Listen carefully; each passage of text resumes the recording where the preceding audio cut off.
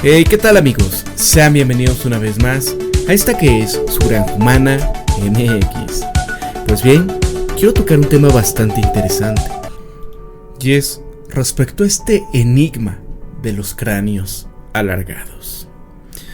Es de Javier Bartlett, pero ¿de qué va todo esto? Mira, desde hace ya tiempo la arqueología nos ha revelado esta existencia en el pasado de ciertos individuos con estos cráneos, como pocos podríamos calificar de muy inusuales. Y es que no se trata exactamente de esta típica dolicocefalia, rasgo común en muchas personas aún en la actualidad, sino es de estos cráneos extraordinariamente alargados, o de cierta manera, abombados hacia atrás, que salen de los parámetros habituales. ¿Han visto, por ejemplo, a Jacob Rothschild? Bueno, la arqueología, la antropología convencionales han explicado esta existencia de tales cráneos en el marco de una antigua costumbre de diversos pueblos primitivos, de poder alargar artificialmente el cráneo mediante esta aplicación de un entablillado en niños pequeños, de tal modo que aquí, según va creciendo la criatura, este cráneo, que es sometido a una fuerte presión, va forzando a tomar una forma marcadamente achatada o alargada. Esta práctica sí estuvo bastante extendida en diversos puntos del globo hasta épocas muy recientes, desde el Congo de África hasta la Melanesia en el Pacífico. Y hasta aquí pudiésemos decir que todo está normal, pero lo que ocurre es que varios autores alternativos han señalado que aún reconociendo que este fenómeno cultural existe desde hace algunos siglos y que no admiten discusión, es un hecho de casos de cráneos hallados en antiguas tumbas donde el volumen craneal es espectacularmente más grande que el Homo sapiens normal, hasta el punto de poder hablar de cabezas cónicas. Dicho de otro modo, el entablillado puede modificar la forma original del cráneo pero no aumentar el tamaño. Esto es, no justifica que este tenga un volumen bastante superior al habitual. En efecto, la arqueología alternativa lleva décadas viendo cosas raras en estos extraños individuos, que también han sido considerados como posibles casos de patologías o malformaciones genéticas específicas. No obstante, tal singularidad de excepcionalidad se vendría abajo ante la cantidad y concentración de estos ejemplos en determinadas comunidades, como por ejemplo en la región de Paracas, Perú, o en la isla de Malta.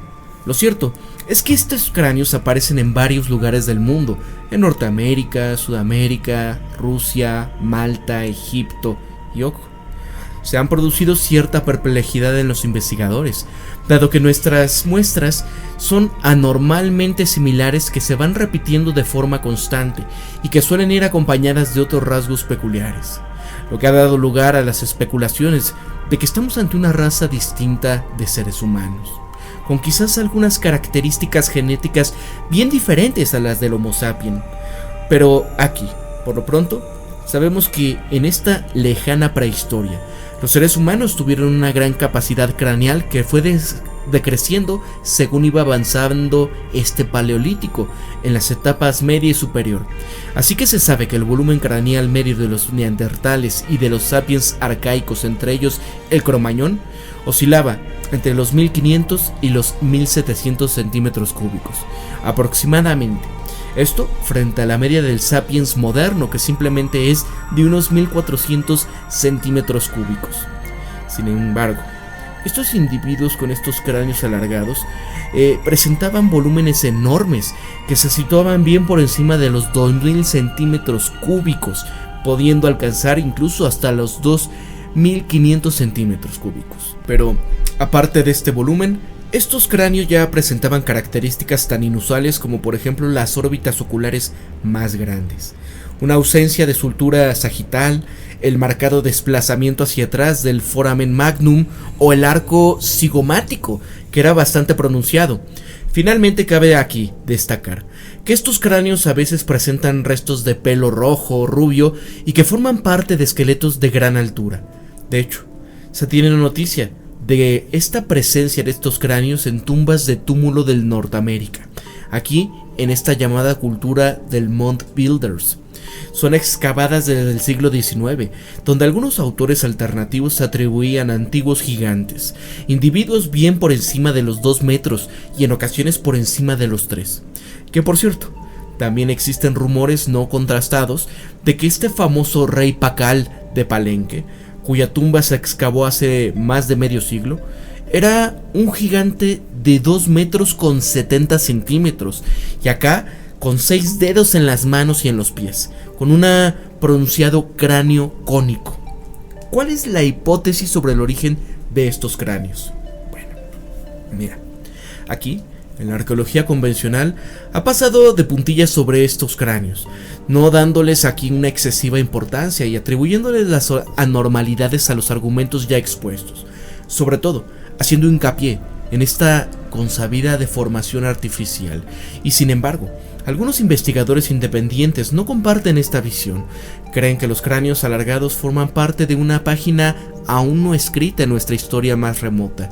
Y si bien difieren al interpretar esta naturaleza de este fenómeno, lo que tiene en común estas opiniones heterodoxas es esta convicción de que, por un lado, estamos ante una de las pequeñas comunidades con rasgos genéticos propios, distintos a una población humana, por así decirlo, normal, y por el otro, que estas versiones oficiales del entablillado y de la patología no se sostienen. Ahora bien, a la hora de profundizar en los orígenes de estos cráneos anormales, aquí ya hay valoraciones para todos los gustos. Mientras algunos autores apuestan por hablar de una antigua élite humana de origen desconocido, tal vez surgida de la hipotética serie de mutaciones, otros plantean abiertamente que tales individuos no eran humanos, o sea, que eran quizás seres extraterrestres o al menos híbridos de humanos con estas cosas. Pero vayamos pues por partes y estudiemos ambas propuestas. Hay un ejemplo de la primera corriente. Tenemos a un investigador italiano llamado Marco Pizzuti. Él abordaba este tema en su libro Descubrimientos arqueológicos no autorizados. Pizzuti, al igual que otros autores anteriormente, presta atención en las imágenes de algunos faraones o miembros de la realeza egipcia, con estas cabezas bastante alargadas, como por ejemplo la famosa familia de Akenatón, representada según el típico canon estilístico de el Amran, o el Amarna, discúlpenme. Pero tales rasgos pudiesen ser mucho más antiguos, porque en la excavación realizadas por el egiptólogo inglés Walter Emery, sobre todo en Saqqara, ya habían aparecido tumbas de individuos con estos cráneos, datadas de la época predinástica. Pero hay más, porque según apunta Pizzuti, en esta Mesopotamia tenemos muchas antiguas estatuillas de ciertos individuos de carácter divino o semidivino, una especie de diosa madre con este cráneo muy alargado y rostro de serpiente. Y además, Pizzuti se fija especialmente en los cráneos de Malta, en particular en los del hipogeo de Hal-Saflieni, en un lugar de culto dedicado a la diosa madre. Esta gente de grandes cráneos estaría relacionada con el espectacular periodo megalítico de la isla, que estos expertos ya datan tradicionalmente del Neolítico, pero que Pizzuti sitúa en la época bastante anterior, a partir de ciertos indicios arqueológicos y geológicos. Para el autor italiano, todos estos individuos pertenecían a una estirpe o una casta dirigente de carácter político-religioso, a la que llamaban los sacerdotes serpiente.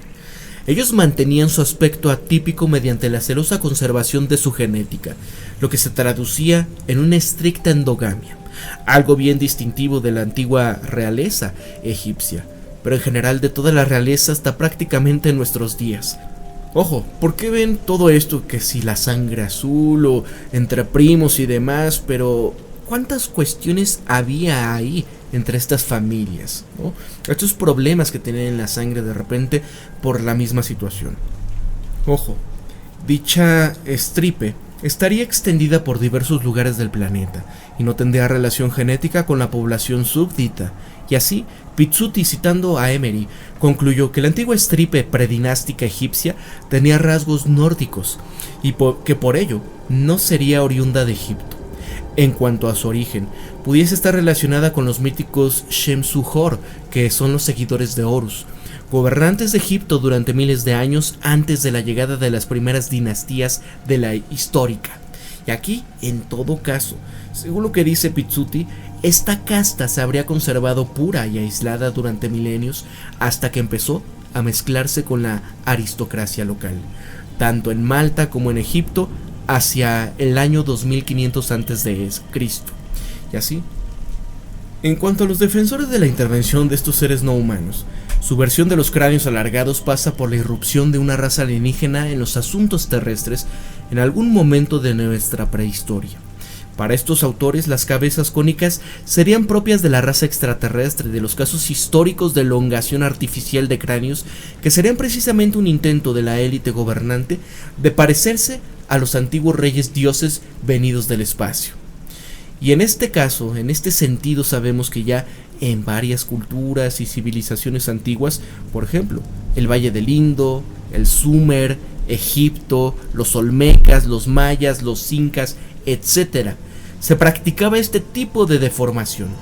Sobre estas teorías no hay mucho que explicar, pero en pocas palabras, podemos decir que la mayoría de ellas se inspiraban en este trabajo de Zecharia Sitchin y otros autores afines, que consideraban que los dioses sumerios Anunnaki eran los mismos Nefilim de la Biblia, ángeles caídos hacia la tierra, que posteriormente dieron lugar a la mítica raza de los gigantes.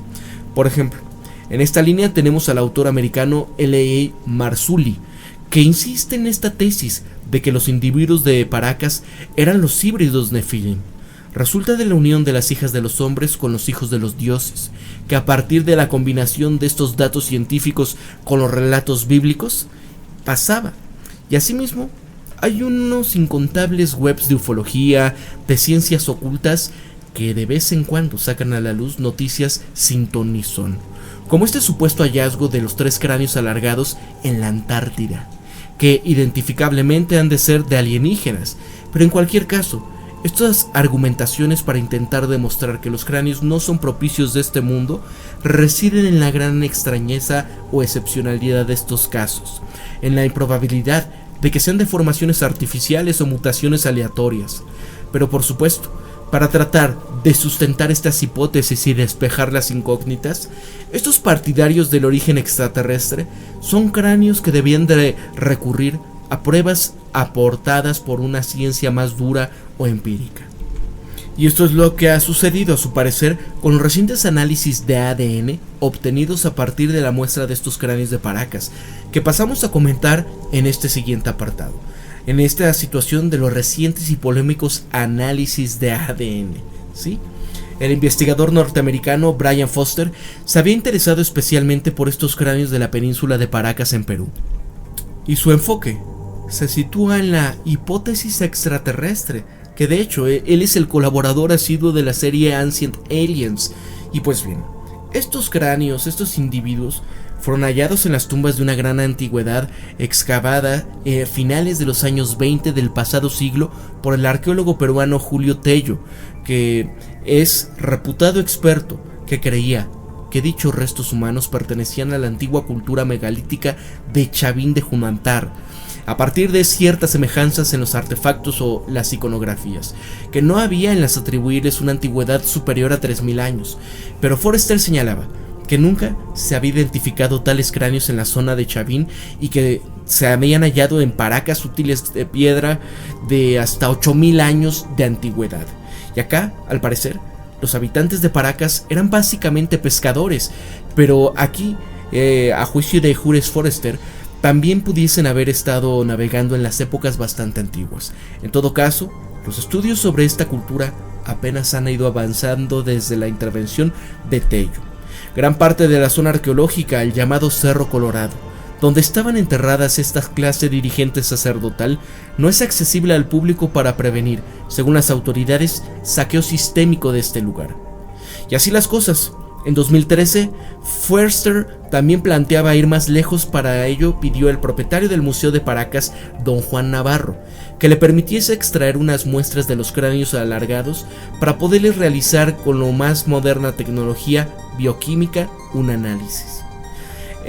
Esta empresa fue impulsada gracias a la financiación conseguida por el ya mencionado Marzulli e implementada por un laboratorio de Estados Unidos y Canadá, los mismos que habían realizado las pruebas sobre este controvertido cráneo, el llamado Star Child o el niño de las estrellas. Aquí, los resultados del análisis se dieron a conocer en 2014. y levantaron, como era de esperarse, esta gran polémica. Según Forster, estas pruebas preliminares llevadas a cabo sobre esta muestra 3A, de la cual se extrajo el ADN mitocondrial, solo procedente de la madre, revelaba la presencia de mutaciones desconocidas hasta ahora para los seres humanos, para los primates o cualquier otro animal. Esto sería prueba fehaciente de la existencia de una criatura diferente de los conocidos sapiens neandertales o los sapiens denisovianos, que dadas las fuertes disimilitudes no podrían cruzarse con los seres humanos entre comillas normales, lo que les habría llevado a una cerrada endogamia y posteriormente la degeneración. Naturalmente, ante estas proclamas, los escépticos oficiales y los académicos saltaron a la yugular de Forster, poniendo de manifiesto su falta de profesionalidad, su relación con Pai, que era otro creyente de intervenciones alienígenas, y el sospechoso anonimato del técnico genetista que realizó las pruebas. Además, le recordaron que la deformación artificial de los cráneos en varias culturas era un hecho antropológico harto conocido y que también se había contemplado la enfermedad de la craneosintosis, que es una anomalía bien estudiada por la comunidad científica. Finalmente, estos críticos aducían a que la explicación de determinados rasgos genéticos, y esto aceptando que las pruebas de ADN se hubieran efectuado correctamente, no implicaban de ningún modo la presencia de una raza alienígena en nuestro planeta. Pero eso sí, ¿qué pistas sobre el origen de los cráneos hay? Mira, si aparcamos por un momento estas tópicas mencionadas a extraterrestres, nefilims o dioses de cualquier tipo, veremos que sin embargo el análisis de ADN ha arrojado otros datos que sí pudiesen tener un notable significado arqueológico, bastante menos etéreo que es el recurso a los alienígenas, y siempre dando obviamente un mínimo voto de confianza a la calidad científica del análisis realizado.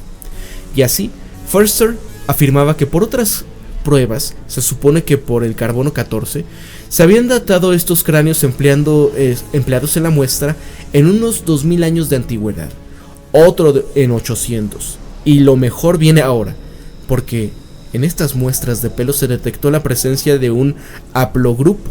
Es un grupo de población genética del tipo H2A, es muy conocido en Europa Oriental y algo menos en la Occidental. Asimismo, otra muestra de polvo de hueso revelaba la presencia de un haplogrupo T2b, originario de Mesopotamia. Esto implicaba lógicamente que el origen de la gente del Paracas pudiese vincularse a poblaciones del Oriente Medio y de Europa, y echado por tierra la teoría académica sobre el poblamiento de América, que insiste que la población nativa de América era de origen asiático y que entró por el estrecho de Bering hace unos 20.000 años, sin que hubiese ninguna nueva aportación hasta la llegada de los europeos a finales del siglo XV. Por otro lado, Forster insiste en que la presencia de pelo rojo o rubio en la población nativa americana es de todo inusual, porque se sabe que los indios son de pelo oscuro en todo el continente. Esta característica identificada en los cráneos alargados sería prueba de la intrusión de gente venida de tierras lejanas, que para ello se solicitó los servicios de 2 expertos en temas de cabello. Confirmaron que no había habido decoloración y que el pelo analizado era 30% más fino que el de la población nativoamericana, lo cual es propio del pelo rojo o rubio. Se pudiese objetar aquí de que los datos de Forster son erróneos o sesgados, pero lo cierto es que tenemos otros datos que apuntan en una dirección parecida, y así cabe señalar que en un estudio genético sobre ADN de la comunidad india americana realizado en el 97 se revelaba la existencia de este pequeño porcentaje de individuos que poseían un grupo muy extraño de ADN mitocondrial que era un apogrupo X. Solamente existen en unas pocas zonas de Europa y de Oriente Medio. ¿Acaso esto es una coincidencia? Y además, las pruebas posteriores demostraban que este ADN atípico no provenía de la época de la conquista europea, sino de una población foránea que llegó a América hace unos 36.000 a 12.000 años. En suma, estaremos apuntando a la tesis de que determinada gente venida de más allá de los mares se instalaron en América hace muchos miles de años. Aquí se desmontaba la clásica versión del descubrimiento a cargo de Colón, que aún persiste como teoría científica válida en el mundo académico. Hay una conclusión, que para estudiar el tema de estos cráneos me he encontrado con muchas conexiones con otros asuntos polémicos, el de los gigantes, que ya traté extensamente en el blog. Pero las pruebas e indicios apuntan a estas direcciones semejantes, si bien a la falta de estudios sistemáticos y a la reticencia del mundo académico a adentrarse en ciertas vías heterodoxas. Esto dificulta bastante cualquier investigación seria. Lo que parece que podemos afirmar con seguridad es que existe cierto precedente de antiguos cráneos alargados que no son fruto de deformaciones artificiales, sino que constituyen ya un rasgo genético propio, y que por lo tanto estaríamos hablando de lo que son dos fenómenos diferentes. Sabiendo esta deformación en una consecuencia del contacto con la gente de los cráneos alargados originales, entre comillas, y por otro lado la existencia de niños muy pequeños, incluso fetos con cráneos alargados demostraron que estamos ante una característica natural en ciertos individuos. En cuanto a este hipotético conjunto de mutaciones que pudieron haber dado lugar a esta raza, es poco menos que vender humo, pues hoy hay pruebas ya científicas que pueden sustentar esta tesis. A su vez, las malformaciones genéticas excepcionales, ya las sabemos, pueden existir, pero cuando van todas en la misma dirección y en tantos individuos y en lugares tan distintos entre sí, ya tenemos que reconocer que la hipótesis patológica tiene ya una base más bien endeble. Y sin embargo, esta pregunta fundamental sigue siendo su origen, sus relaciones con el resto de la población. La hipótesis de que fuesen realmente una élite gobernante y además relacionadas con un fenómeno del megalitismo parece entender sentidos vistos los ejemplos presentados, y que el caso de Egipto es bastante significativo al respecto. Y ahora bien, ¿de dónde salieron? ¿Por qué vía evolutiva, si es que creemos en la evolución humana? ¿Cuál fue su origen geográfico? ¿Cómo llegaron a extenderse por varios continentes? No tenemos realmente las respuestas a estas preguntas, a excepción, claro, de estos indicios aportados por las pruebas genéticas que señalan que Europa Oriental y Oriente Medio como una posible localización originaria de estos pueblos. Y por último, cualquier mención a alienígenas o Nephilim puede parecernos una fácil salida de tono. Por desgracia, hay que reconocer que se ha hecho mucho espectáculo y negocio sobre esta cuestión, sobre todo a base de falacias y especulaciones. Pero sea como fuese, todo lo que tenemos entre manos es una raza desconocida presente en nuestro mundo hace miles de años, que desapareció o degeneró y que no sabemos cómo conectarla con los humanos modernos. Con todo, no podemos despacharnos con la cuestión con el dogma y la negación. Está claro que esta raza tuvo que venir de algún lugar, de este planeta o de otra dimensión, y aquí no deberíamos cerrar ninguna puerta antes de tiempo. La buena arqueología alternativa requiere de rigor y de prudencia, pero también precisa de apertura de miradas, porque si no, nos vamos a quedar estancados en las tranquilas aguas del paradigma imperante. Ahí está, Javier Bartlett. ¿Qué opinan ustedes de ello? Ay, me recuerda mucho a estas personas, como el caso de los Rothschild. ¿Han visto sus cráneos? Cómo se ven muy extraños ciertas personas de la élite.